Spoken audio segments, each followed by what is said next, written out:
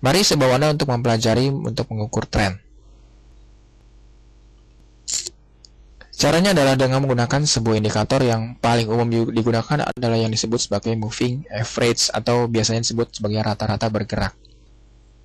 Moving average ini bisa digunakan dengan menggunakan dua buah garis yang berjajaran. Jadi dengan dua buah garis ini dengan periode yang berbeda. Jadi ada periode, saudara.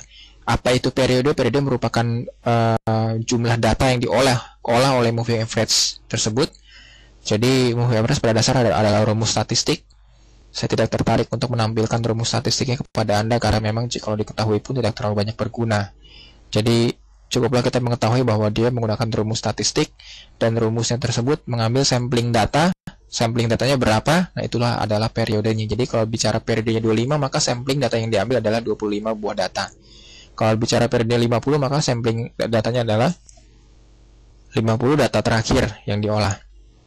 Oke, jadi inti dasarnya untuk mengukur tren dengan menggunakan moving average adalah menggunakan dua buah moving average pada periode yang berbeda-beda. Dengan periode yang berbeda. Contoh di gambar ini adalah menggunakan periode 25 dan periode 50. Jadi dengan demikian, kalau Anda melihat bahwa sebuah moving average, dua buah moving average ini misalnya periode yang lebih kecil berada di atas dari periode yang lebih besar, maka itu artinya adalah harga sedang berada dalam tren naik. Sebaliknya jika periode lebih besar di atas dari periode lebih kecil, maka artinya adalah tren turun. Pada gambar ini merupakan gambaran dari kondisi uptrend atau tren naik, di mana perhatikan bahwa periode yang lebih besar yang berwarna merah di sini, ini di atas dari periode yang lebih kecil yang berwarna di atas dari periode yang periode lebih besar.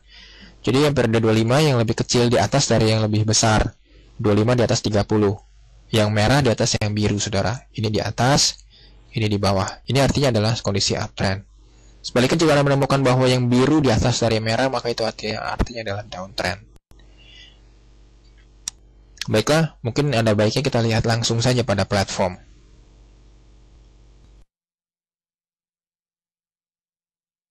Nah, saat ini kita sudah membuka akun MB Navigator kita, dan kita akan melakukan analisa teknikal moving average dengan menggunakan MB Navigator.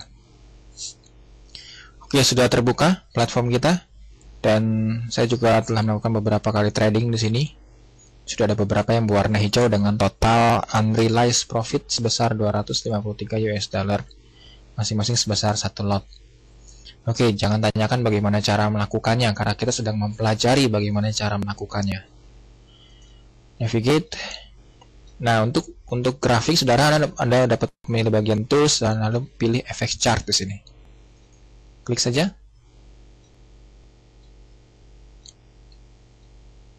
Terbuka Java Console. Loading dilakukan.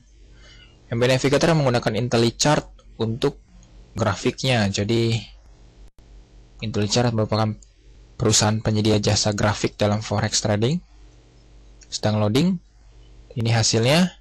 Nah, saudara, sekarang warnanya biru dan merah, dan backgroundnya hitam, bukan lagi seperti Netania.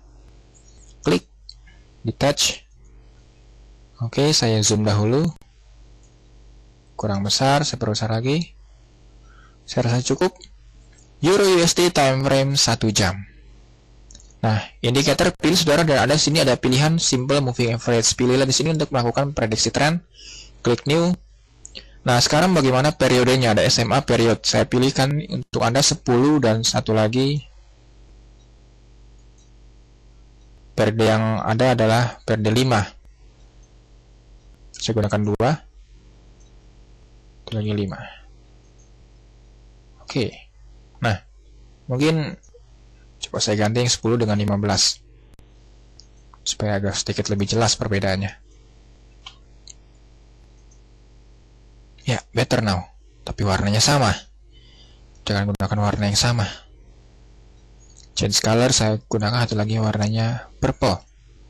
Oh, tidak terlihat. Sebentar, maaf. Yellow. Ya, this is better.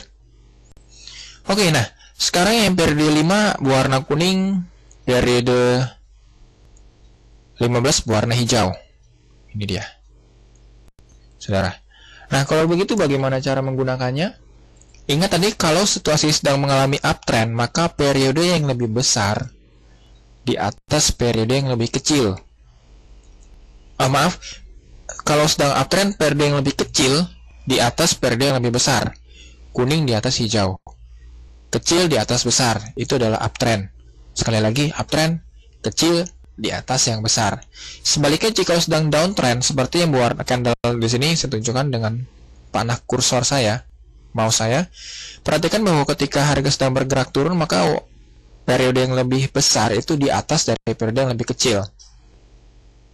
Atau katakanlah di sebelah kanannya, dari periode yang lebih kecil.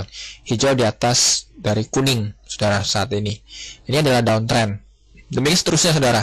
Nah, sekarang perhatikan harga terakhir di sini, yaitu pada untuk Euro USD yang kuning di atas dari yang hijau. Jadi, kalau begitu, apa artinya? Yang kecil di atas yang besar, ini sama dengan uptrend, saudara. Jadi, harga kemungkinan bergerak sedang naik. Dan memang ini sebenarnya sudah terjadi sejak beberapa hari yang lalu, saudara, pada saat dimulai dari sini, dari kursor saya. Itu sebabnya ada aksi open buy di sini untuk Euro USD di 15751. Mungkin tepatnya di sini 15751,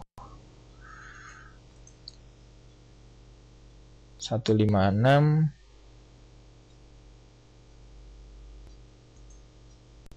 maaf, open buy di 15513. Sorry, basisnya 15513,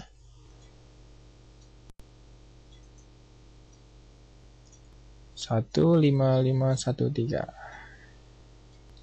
Nah, saya telah melakukan open buy jauh-jauh hari sebenarnya. Di sini, saudara. Ya, tepat pada saat persinggungan.